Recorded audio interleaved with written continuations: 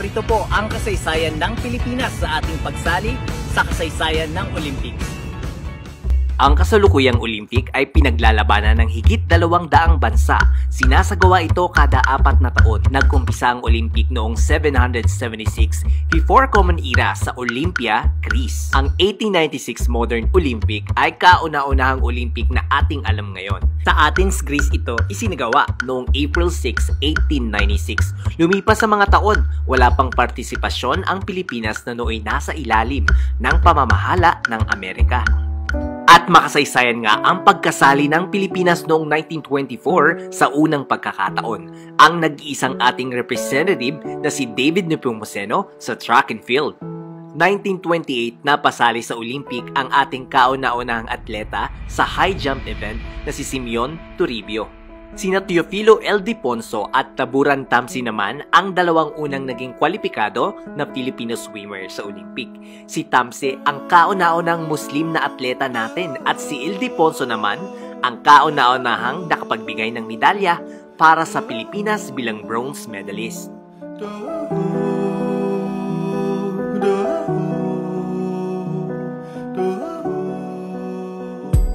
1932 Olympics, sinilang naman ang mga pangalan na John Gray, Jose Villanueva, Jose Padilla at Carlos Padilla na mga kamag-anak nila Robin Padilla sa larangan ng boxing. Bago ang Japan Olympic 2021, ito ang pinakamatagumpay na pagsali ng Pilipinas matapos tayong makapag-uwi ng 3 bronze medal. Si Jose Villanueva na nawagi ng bronze sa boxing, Simeon Toribio sa ikalawang sali ay nanalo na ng bronze sa high jump. At ang kauna-unahang Pilipino na nakapagkamit ng 2 medalya, hatid muli ni Teofilo L. Diponso sa swimming.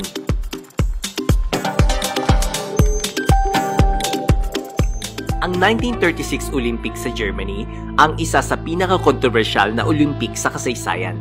Minarkahan nito bilang Nazi Olympic o National Socialist German Workers Olympic sa ilalim ng pamumuno ng diktador na si Adolf Hitler na hinawakan ng buong Germany noong 1933 hanggang 1945 na nag-alipin sa mga Hudyo. Unang napasali ang Pilipinas sa wrestling at shooting event dito. Sina Martin Gizon at Otoniel Gonzaga ang unang mga Pilipinong kinilala sa barilan. Ubang 5 naman ang ating kauna-unahang team sa larangan ng basketball sa Olympic. Wagi ang ating pambatong si Miguel White sa landagan at takbuhan na nakapag-uwi ng bronze medal.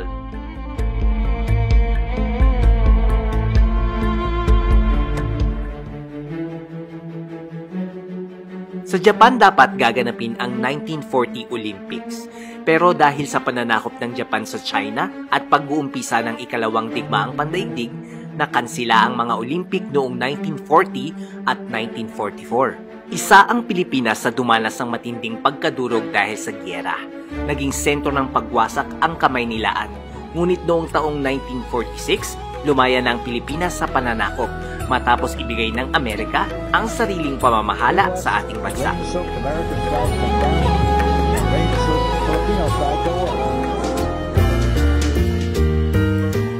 Unang Pilipino na na-qualified sa Olympic weightlifting ay si Rodrigo Del Rosario na naging ika-5 sa huling buhatan. 1952 Olympics naman ay nasa ika-9 naman na pwesto ang Pilipinas sa basketball. Noong 1956, naging usap-usapan ang White Australia Policy. Ginanap kasi ang Olympic doon at ilan sa mga bansa ay nag-aalala na baka ma-discriminate ang mga black people at Asian. Sa kabila ng banta ng diskriminasyon, tumuloy pa rin ang Pilipinas sa pagsali dito. Makasaysayan din para sa atletang Pilipino ang 1956 Olympic dahil ito ang kauna-unahang napasali ang mga Pilipina sa swimming at sa takbuhan. Pumang 11 naman ang Pilipinas sa Olympic 1960 sa basketball, habang unang pagkakataon na mapasali tayo sa sailing ng kompetisyon. Sa 1964 Olympic, unang na-qualified ang Pilipinas para sa judo, gymnastic at cycling. Sa taong ito, unang nakamit rin ng bansa ang kauna-unahang silver medal. Ito ay noong manalo si Anthony Villanueva sa boxing. Si Anthony na anak ni Jose Villanueva na nanalo sa boxing noong 1932, ang tanging mag-amang Pilipinong atleta na nakapagkamit ng medalya.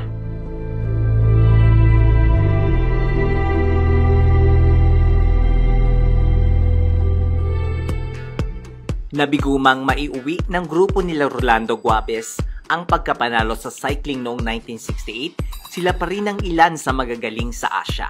Ang Olympic 1972 ang pinakamaraming bilang ng mga atletang Pilipino sa kasaysayan ng ating pagsali, kabuuang 53 na ating pinanlaban.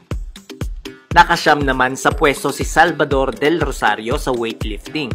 Siya ang pamangkin ni Rodrigo Del Rosario, ang kauna-unang weightlifter sa Olympic ng Pilipinas. 15th place tayo sa basketball at unang pagsabak naman ng Pilipinas sa archery. Notable din na maituturing ang pagsali ng anak ni Diosdado Macapagal na si Arturo sa ikalawang pagkakataon sa Olympic 1976. Ang 1980 ang pinaka-controversial na Olympic matapos i-boycott ito ng 66 na bansa. Ito ay malinaw na pagtuliksa ng ibang nasyon sa pananakop ng USSR or Union Soviet Socialist Republic o Russia sa Afghanistan. At isa ang Pilipinas sa di sumali. Ginanap ang Olympic sa Moscow. Olympic 1984, notable ding maituturing ang pagsali nila Elma Muros at ang pinakmabilis na babae sa Asia sa larangan ng pagtakbo na si Lydia De Vega. Napasali rin tayo sa tennis sa unang pagkakataon. Sa 1988 Olympics, unang napasali ang Pilipinas sa fencing. Mayroon din tayong tinatawag na demonstration sports doon. Ito ay hindi opisyal na laro sa Olympics at pinag-aaralan pa kung magiging bahagi ito ng kompetisyon. Ito ay ang taekwondo at bowling. Ang aktor na si Monsor de Rosario ang isa sa lumaban doon. At kung kasali nga ang bowling sa opisyal na laro, naka-gold na tayo noon palang 1988. Dahil yan sa galing ni Arian Cerdeña sa kanyang pagkapanalo, unang pinatunog ang himno ng ating pambansang awit. First time in 64 years.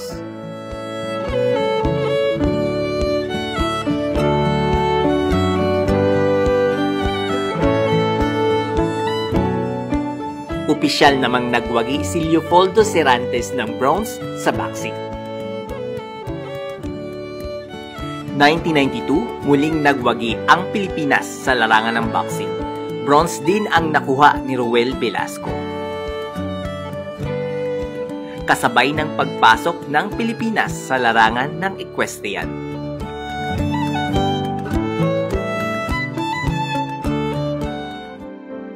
1996, unang nakita ang Pilipinas sa badminton, kasabay ng pagkapanalo ng nooy dinaya na si Onyok Velasco sa boxing. Nagwagi ito ng silver medal. Siya ay kapatid ni Ruel Velasco na bronze medalist sa Olympic Boxing 1992. Клубе Толедо поднимает руку первого олимпийского чемпиона в боксе на Олимпиаде 96. Ito ang ikalawang silver ng Pilipinas at talagang pinaggaguluhan si Onyok pag uwi nito. Naging daan ito para makapasok siya sa show business.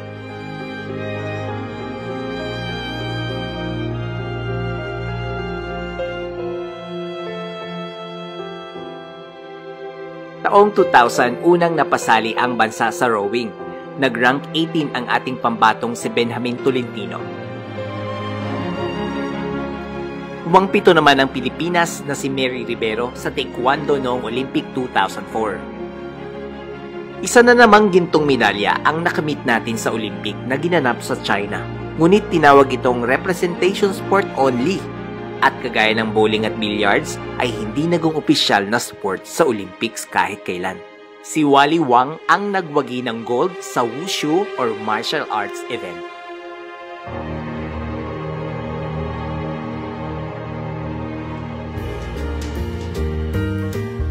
Hindi man pumwesto noong 2008 at 2012 sa Olympics si Heidelin Diaz, taong 2016 nauwi naman ito ang silver medal sa weightlifting.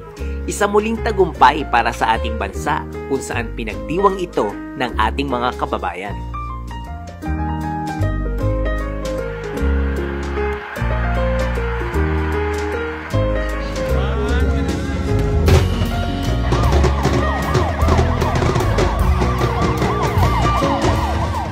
Ang Olympics 2020 na naurong ng 2021 dahil sa pandemya, ang pinakamatagumpay na laban ng Pilipinas matapos makakuha tayo ng 4 na medalya. Sa unang pagkakataon, si Nesty Pitesio ang kauna-unahang babaeng nakapagkamit ng medalya pagdating sa larangan ng boxing. Silver medal ang kanyang nakamit. Bronze medal naman ang naging laban ni Yumer Marcial.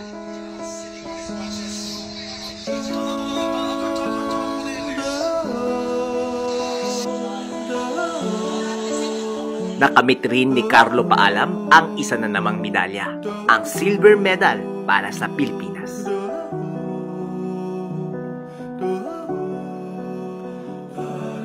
At sa kauna-unahang pagkakataon, nakamit na rin ng Pilipinas ang ginto dahil yan sa lakas at pagpupursige ni Heidelin Diaz sa weightlifting. Siya ang kauna-unahang babaeng medalist at ikalawang atleta na may 2 medalya sa kasaysayan ng ating pagsali sa Olympic sa nakalipas na 97 years. Mabuhay ang lahat ng atletang naging bahagi ng ating kasaysayan sa Olympics. Simbolo kayo na ang Pilipino ay kayang makipagsabayan sa ibang lahi. Maraming salamat.